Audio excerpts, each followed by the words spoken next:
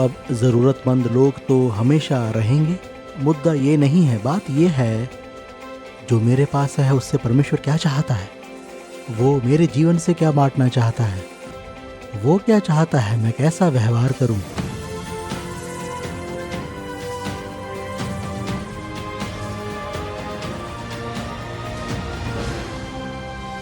40 साल पहले हमने इन टच मिनिस्ट्रीज की शुरुआत की थी ताकि संसार भर के लोगों का संबंध यीशु के साथ जोड़ सके।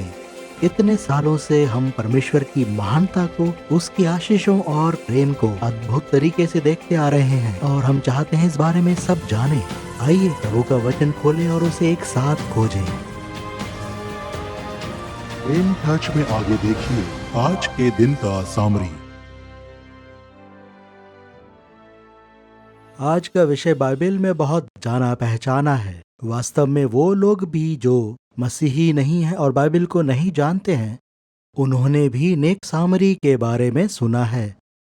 तो हम आज के आधुनिक दिन के दृष्टिकोण से बाइबल के इस अंश को पढ़ेंगे, क्योंकि ये दिन वही दिन है जब नेक सामरी जैसा आत्मा जरूरी है कि हम सब जो विश्वासी हैं उन पर जाहिर हो। तो मेरे साथ निकालें लूका 10 अध्याय। मैं चाहता हूं कि आप इसे पढ़ें और इसकी पृष्ठभूमि को समझें कि आज हम कहाँ खड़े हैं। आज का शीर्षक है आज के आधुनिक दिन का सामरी, यानी कि हम सब। तो लूका 10 अध्याय में हम पढ़ेंगे 25 वचन से।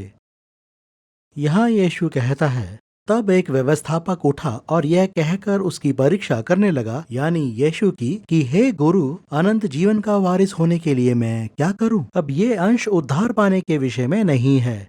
यहाँ पर दरअसल लिखा गया है कि इस नौजवान को, जैसा कि उसका रवैया था, वो चाहता था कि उसे उसके जीवन की कमी मालूम हो, जिसके बारे में उसको जरा अंदाजा नहीं था। उसने कहा, अनंत जीवन का वारिस होने के लिए मैं क्या करूं? तो उसने उससे कहा, व्यवस्था में क्या लिखा है? तू कैसे पढ़ता है? उसने उत्तर दिया, तू प्रभु अपने परमेश्वर से अपने सारे मन और अपने सारे प्राण और अपनी सारी शक्ति और अपनी सारी बुद्धि के साथ प्रेम रख और अपने पड़ोसी से अपने जैसा प्रेम रख। यीशु को उसकी ये बात बहुत अच्छी लगी, तो उसने उससे कहा, तूने ठीक उत्तर दिया, यही कर तो तू जीवित रहेगा। परंतु उसने अपने आप को धर्मी ठहराने की इच्छा से यीशु से पूछा, तो मेरा पड़ोसी कौन है? अब यीशु को उसकी समस्या समझ आ गई। और अगर आप इसे आगे पढ़ेंगे तो ये अध्याय सटीक तरह से समझाता है कि आखिर यीशु इस व्यक्ति को क्या सिखाना चाहता था। वो ये नहीं चाहता था कि वो धर्मी बना रहे और व्यवस्था को मानता रहे। वो उसका दिल देखना चाहता था कि अंदर से वो कैसा व्यक्ति है। तो उसे अवसर मिल गया जब उसने पूछा, मेरा पड़ोसी आखिर कौन है? तब यीशु ने उसको एक कहानी सुनाई और इस तरह उसके सवाल का जवाब दिया। उसने कहा, एक मनुष्य यरूशलेम से यरीहो को जा रहा था। ये दूरी तकरीबन 17 मील की रही होगी। उबड़ खाबड़ और खतरनाक रास्ता था। यरूशलेम से यरीहो 3000 फीट नीचे है कि डाकुओं ने घेर कर उसके कपड़े उतार लिए और मारपीट कर उसे अधमरा छोड़कर चले गए। अब ये उन दिनों में कोई अनोखी बात नहीं थी, क्योंकि दरअसल वो सुनसान रास्ता है। वहाँ बहुत गुफाएं हैं, बहुत से ऐसे मोड़ हैं जहाँ पर आसानी से छिपा जा सकता है। तो वहाँ लूटपाट होना लोगों के लिए आम बात थी और रात को सफर करना तो और खौफनाक था। और ऐसा हुआ कि उसी मार्ग से एक याजक जा रहा था, परंतु उसे देखकर कतरा कर चला गया। अब इस व्यक्ति को बलिदान चढ़ाने होते थे। ये एक धर्मी व्यक्ति था, इसे मंदिर में रहना पड़ता था। तो जब इसने इस अधमरे व्यक्ति को देखा जिस पर कपड़े नहीं थे, तो इसे देखकर भी वो कतरा कर आगे बढ़ गया। आगे लिखा है, इसी रीति से एक लेवी, ये लेवी भी मंदिर में काम काजिया, मंदिर की देखभाल करने वाला था। ये लेवी उस जगह पर आया, वो भी उसे देखकर कतरा कर चला गया। तो अब अगर मैं वो व्यक्ति होता जिसने प्रश्न पूछा था तो थोड़ा असहज हो जाता, जैसा यीशु बता रहा था, क्योंकि यहाँ दो धर्मी व्यक्ति थे जो प्रतिदिन परमेश्वर की सेवा करते थे। शायद वो यरीहो में रहते हों और यरूशलेम में सेवा करते हों। तो इस तरह ये दोनों या दोनों में से एक चाहता तो रुक जाता और इस व्यक्ति को जो घायल था देख लेता, पर उन्होंने अनदेखी की। हो सकता है उन्होंने सोचा हो ये अधमरा तो है ही, और अगर उस अधमरे व्यक्ति को वो छूते तो नापाक हो जाते और फिर वो शायद मंदिर में सेवा करने के काबिल ना रहते। खैर, जो भी कारण रहा हो, वचन में लिखा है कि वो देखकर कतरा कर आगे चले गए। यहाँ यीशु का इस कहानी को सुनाने का एक मकसद था। वो कहता है, परंतु एक सामरी यात्री वहां आ निकला। अब हो सकता है कि वो खास ओहदा रखने वाला व्यक्ति तो नहीं था और अपनी मंजिल की ओर बढ़ रहा था और उसे भी कहीं पहुंचना था। तो वो वहां आ निकला और उसे देखकर तरस खाया। अब इन तीनों ने देखा, दो तो उसी तरह आगे बढ़ गए, एक रुक गया। दो ने केवल देखा, लेकिन एक रुका भी और उसके पास आकर और उसके घावों पर तेल और दाखरस डालकर पट्टियां बांधी और अपनी सवारी पर चढ़ाकर सराय में ले गया और उसकी सेवा टहल की। अब वो दो व्यक्ति तो धर्मी व्यक्ति थे, इसलिए वो आगे बढ़ गए। इधर ये व्यक्ति जिससे यहूदियों को नफरत थी, इस घायल यहूदी की देखभाल करता है, जैसा यहाँ लिखा है। दूसरे दिन उसने 2 दिनार निकालकर सराय के मालिक को दिए और कहा, इसकी सेवा टहल करना और जो कुछ तेरा और लगेगा वो मैं लौटने पर तुझे दे दूंगा। सुनिए, ये बहुत कायल करने वाली बात है। अब तेरी समझ में जो डाकुओं में घिर गया था, उन तीनों में से उसका पड़ोसी कौन ठहरा? उसने कहा, वही जिसने उस पर तरस खाया। यीशु ने उससे कहा, जा तू भी ऐसा ही कर। अब मुझे इस दृष्टांत में ये बात अच्छी लगी। क्यों ना हम कुछ देर इस नेक सामरी पर ध्यान दें, और इस विषय पर मैं आपसे 5 या 6 सवाल पूछूंगा। और मैं चाहूंगा कि हम सब खुद से यही सवाल करें कि अगर मैं होता तो क्या मैं भी वही करता? मसीही होने के नाते मुझे रोजाना क्या पसंद है, केवल रविवार को नहीं, जब मैं प्रचार करता या प्रचार सुनता हूं। पर हम किस तरह के सामरी हैं? ये 21वीं सदी है, हम वैसे तो नहीं, पर मेरे ख्याल से उससे बहुत बुरे। हाँ, सही है, आप कह सकते हैं कि मैं यरीहो के मार्ग पर नहीं हूं, जैसा कि सामरी था। पर अपने देश के विषय में सोचें कि कितने लोग ऐसी ही परिस्थिति में हैं। तो आप इसे दिमाग में रखकर मुझे इस बात का जवाब दें कि उस नेक सामरी ने सबसे पहले क्या किया? क्योंकि ये व्यक्ति जो कि सड़क पर अधमरा पड़ा हुआ था, दूसरी तरफ ये जो सामरी था कभी उस यहूदी की मदद नहीं करता, खास तौर पर उससे पट्टी तो नहीं बांधता, मरने देता, क्योंकि वो एक दूसरे के विरोधी थे। मैं कहना चाहूंगा कि यीशु ने खास तौर पर इस यहूदी और सामरी को चुना था। आप भी इस पर विचार करें और चाहे तो खुद से पूछें कि आज के इस रोज बरोज के संसार में आपका भी यही चरित्र तो नहीं? पहली बात जो सामरी ने की वो ये कि अपनी आंखें खोली। लिखा है, उसने देखा ये व्यक्ति मरने को था, उसे पीटा गया था, वो वस्त्रहीन था और घायल था और सड़क के किनारे अधमरा था। और जब उसने देखा तो उसने वो नहीं देखा जो उन दो व्यक्तियों ने देखा था। उसने इस व्यक्ति की जरूरत को देखा जो मरने पर था। उसने उसकी जाति को नहीं देखा कि वो कोई सामरी था या यहूदी। उसने बस एक ऐसा व्यक्ति देखा जो जरूरतमंद था। तो कतरा कर जाने के बजाय वो रुक गया। और इसके अलावा भी वो कह सकता था कि मैं भी एक यात्री हूँ, मेरे पास इससे निपटने का समय नहीं है। हो सकता है मेरा खुद का जीवन भी खतरे में पड़ जाए, क्योंकि जिन्होंने उसे मारा मुझे भी मार सकते हैं। उसके पास बहुत से बहाने हो सकते थे। पर इस सामरी ने न केवल अपनी आंखें खोली बल्कि कुछ देखा भी, और उस दृश्य ने उसके हृदय से बात की। यहाँ एक व्यक्ति है जो मरने को है, लुट गया है, कपड़े नहीं है, नग्न, अकेला और अधमरा है। मैं अब क्या करूं? यद्यपि वो यहूदी नहीं था, जैसा कि यीशु ने कहानी में कहा, तो वो घायल किसी भी जाति का था, वो रुक गया। अब दूसरी बात मैं चाहूंगा कि आप समझें और जवाब दें। इसको सुने और सोचें। उसने अपनी आंखें खोली, फिर दिल खोला। वो कह सकता था, मेरे पास समय नहीं है, ये तो यहूदी है। उसने दिल खोला। ऐसा करने का कारण ये था कि उसने देखा और देखकर तरस खाया। कोई घायल है, कोई लुट गया है और कोई अधमरा है, और बस उसके दिल ने काम किया। और मैं सोचता हूं कि ऐसी परिस्थिति में जरूर उसका दिल तेजी से धड़क रहा होगा, क्योंकि उसने ये भी देखा होगा कि वो लोग और वो जगह अभी भी खतरनाक थी।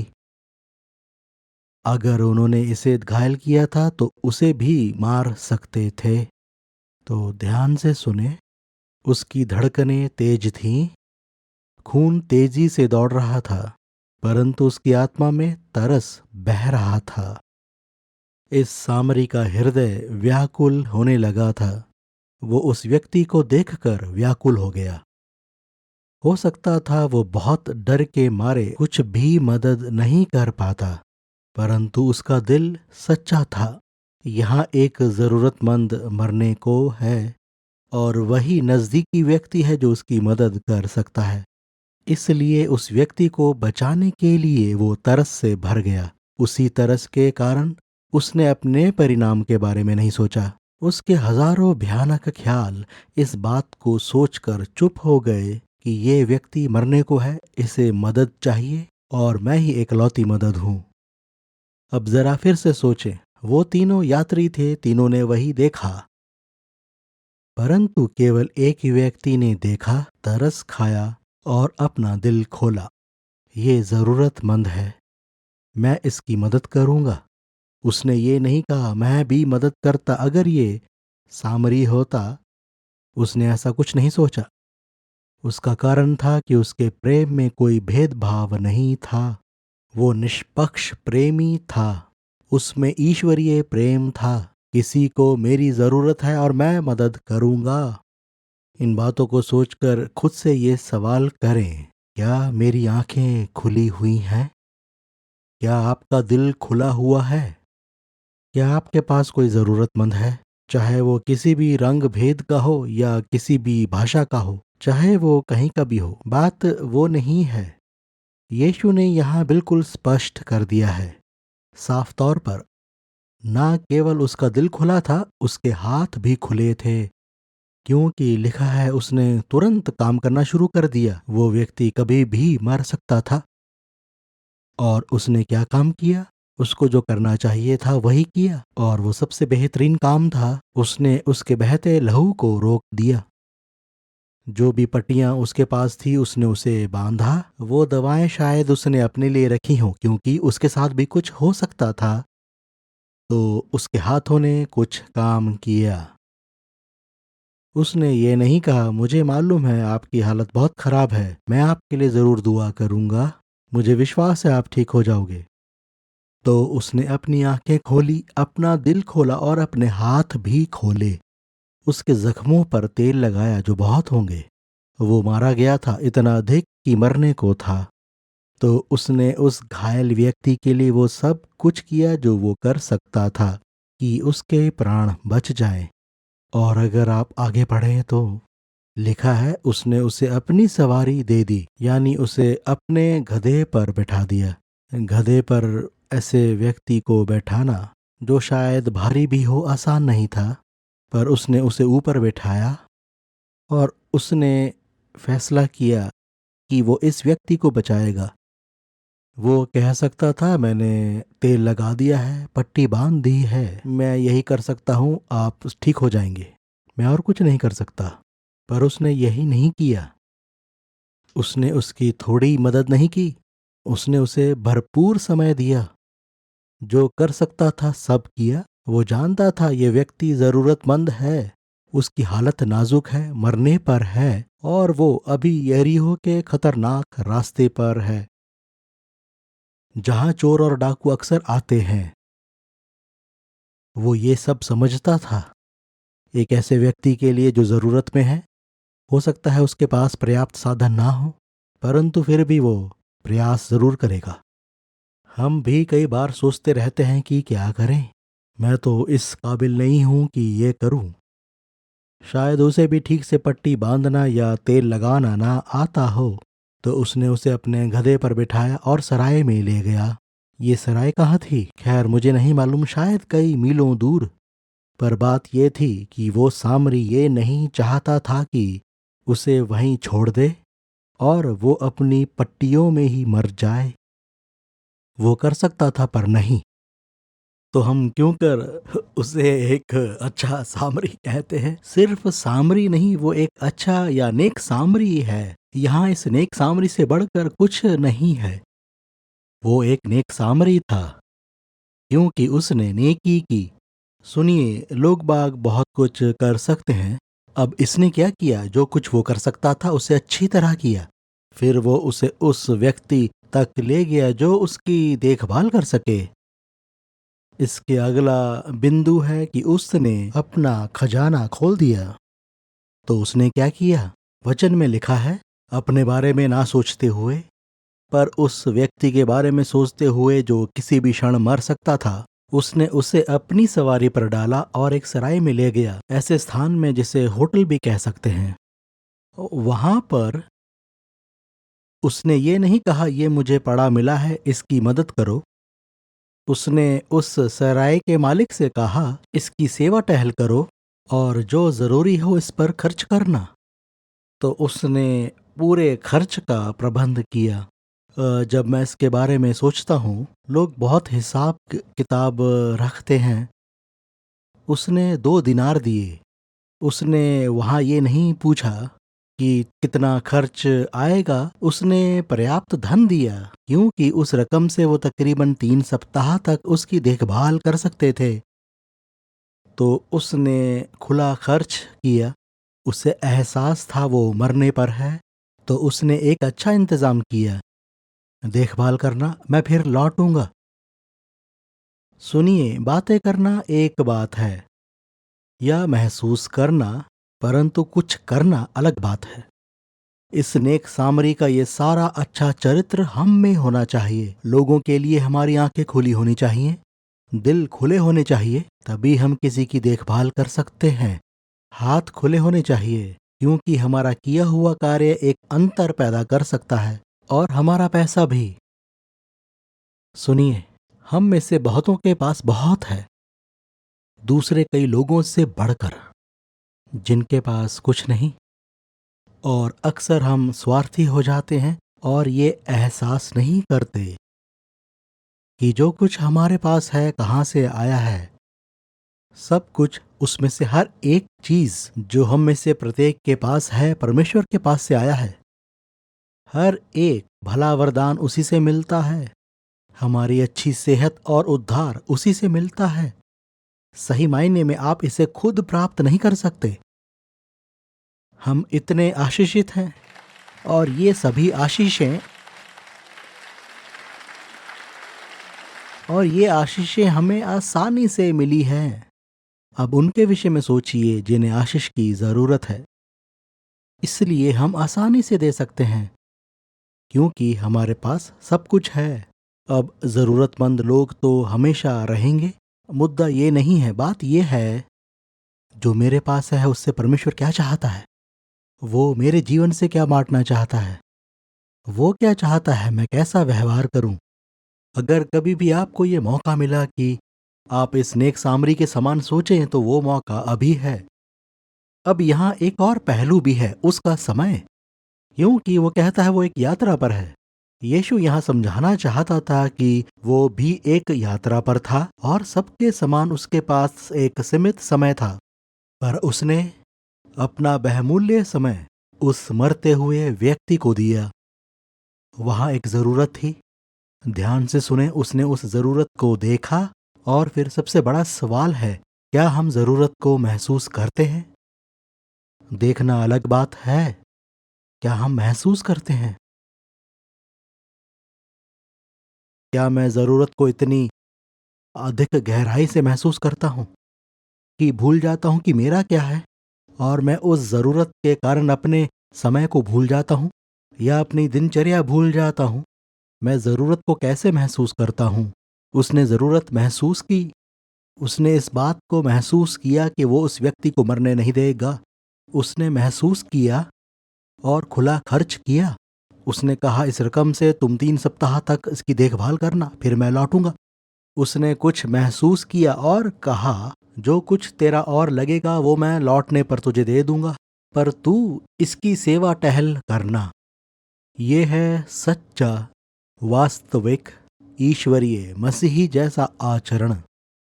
और जब मैं इसे पढ़ता हूं तो सोचता हूं, हम प्रतिदिन इस तरह के कितने लोगों को मिलते हैं। वो अपनी जरूरत नहीं बताते, कुछ लोग अपनी जरूरतों को बताते नहीं हैं।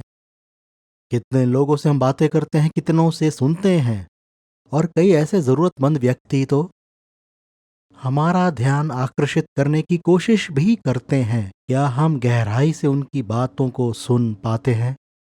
वो बार बार इसलिए कहते हैं क्योंकि समझना चाहते हैं कि उनकी सुनी जा चुकी है। शायद वो यही चाहते हों कि मेरे जीवन में कुछ चल रहा है और मैं चाहता हूं कि आप वो महसूस करें जो मैं महसूस कर रहा हूं। आप समझे मेरी मुसीबत, मेरा दिल, मेरी तकलीफ को, या मेरे नुकसान या कमजोरी को। अगर आप उसे महसूस कर लें, तब आप कह सकते हैं, हाँ मैं आपकी तकलीफ समझ गया हूं, मैं बोझ के साथ दुआ करूंगा। इस पर जरा सोचिए, किसी की तकलीफ को नहीं समझना बहुत आसान है। हाँ, मैं समझ सकता हूं, हम में से हर एक के पास अपना बहुत दर्द है जो हम भूल नहीं पाए, हम निकल नहीं पाए। मैं भी अपने दुख के बारे में सोचता हूँ, अपनी तकलीफ और कष्ट को याद करता हूँ। खैर, वो यीशु की तकलीफों के सामने तो कुछ भी नहीं है, पर मैं उस समय के बारे में सोचता हूँ जब मैं भी तकलीफ में था और चाहता था कि कोई मुझे समझे कि मेरे साथ क्या हो रहा है। पर मैं इन बातों के पश्चात आपको ज़रूर बताना चाहूँगा कि मेरे जीवन में ऐसा कुछ हुआ कि मेरा पूरा आचरण बदल गया। मैं महसूस करने लगा कि दूसरा व्यक्ति इस समय कैसा है, कि कई बार उन्हें किसी चीज़ की ज़रूरत नहीं होती।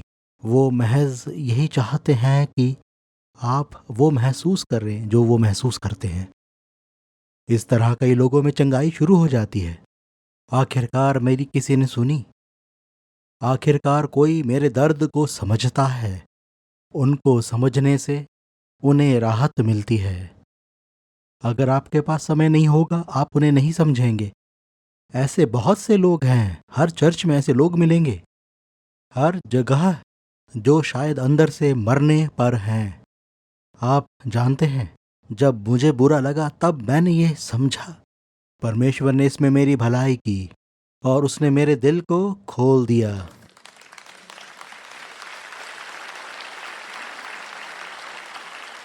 जैसा वो पहले कभी नहीं खुला था।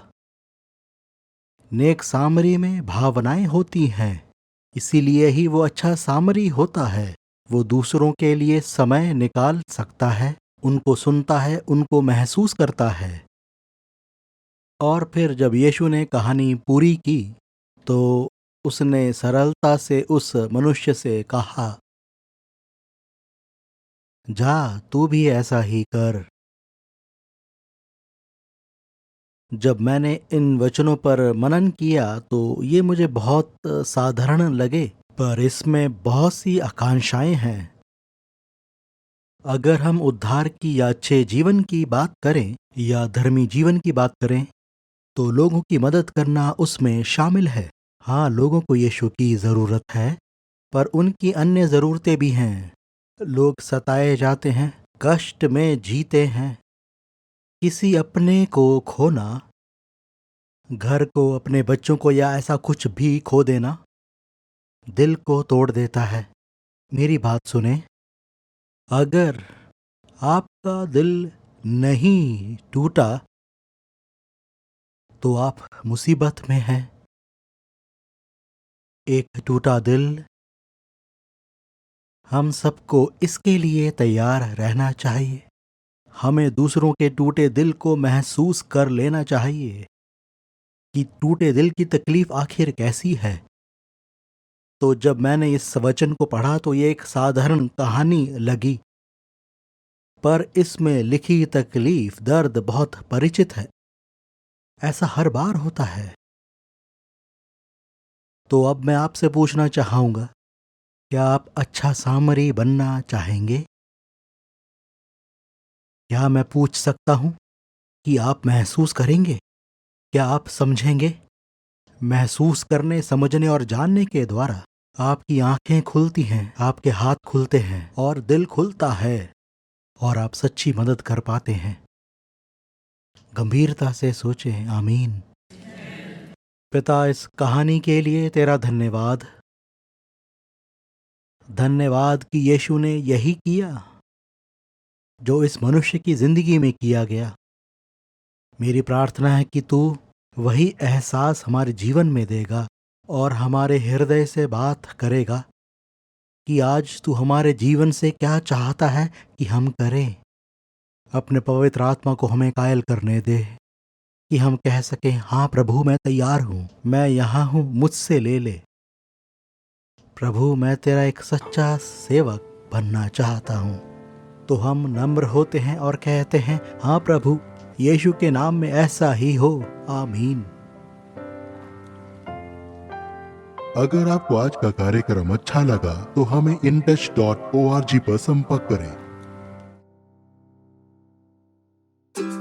Kids, the days are long, but the years are short. Every day has its ups and its downs. Every day we have the opportunity to provide love, joy, and lessons for life. Every day can be an adventure. Discover Every Day with Jesus. Introducing Dr. Charles Stanley's devotional written especially for children. It's time for worship. Join Dr. Charles Stanley on the 2018 In Touch Alaska cruise. Experience the grandeur of God's creation and respond to it in praise. Enjoy spiritual renewal with uplifting sermons by Dr. Stanley and Andy Stanley. Praise God through powerful worship experiences. Join us on the 2018 In Touch Alaska cruise. Go together.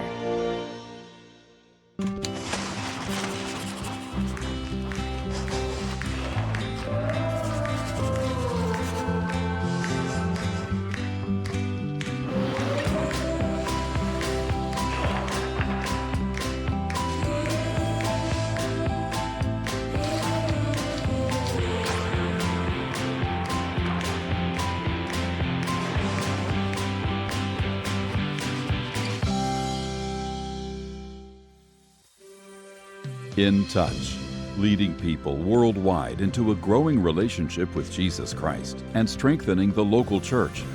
This program is sponsored by In Touch Ministries and is made possible by the grace of God and your faithful prayers and gifts.